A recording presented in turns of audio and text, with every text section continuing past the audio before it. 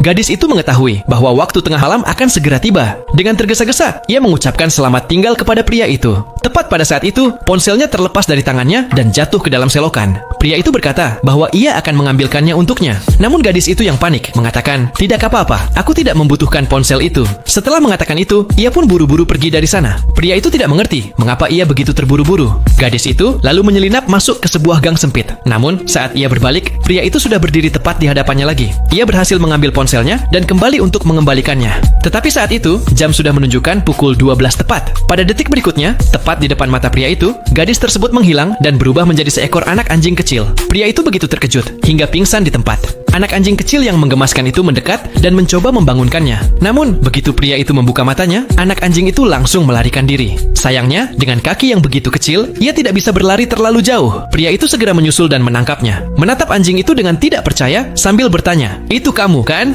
Lalu ia melihat pakaian gadis itu tergeletak di tanah dan kecurigaannya semakin kuat. Pada akhirnya, ia tidak punya pilihan lain. Dengan terpaksa, ia membawa anjing itu langsung ke rumahnya. Ia memberinya air minum. Awalnya, anjing itu dengan malu-malu menolak. Tetapi pada detik berikutnya, ia meminumnya seolah-olah ia sudah bertahun-tahun tidak minum air.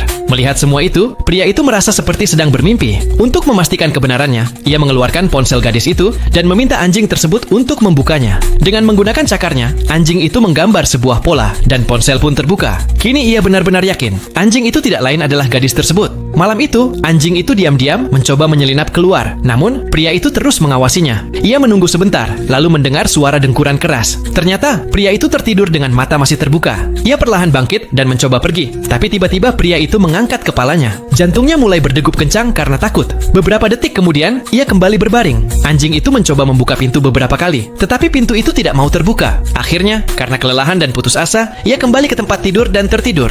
Ketika matahari terbit keesokan paginya, anjing itu telah berubah kembali menjadi manusia. Gadis itu dengan cepat berpakaian dan bersiap untuk pergi. Namun, tepat saat itu, pintu kamar terbuka. Di hadapannya berdiri seorang anak laki-laki, seseorang yang menyukainya. Ia sama sekali tidak tahu bagaimana harus menjelaskan hal ini kepadanya, dan bagaimana caranya memberitahu seseorang bahwa gadis yang ia sukai sebenarnya adalah seekor anak anjing.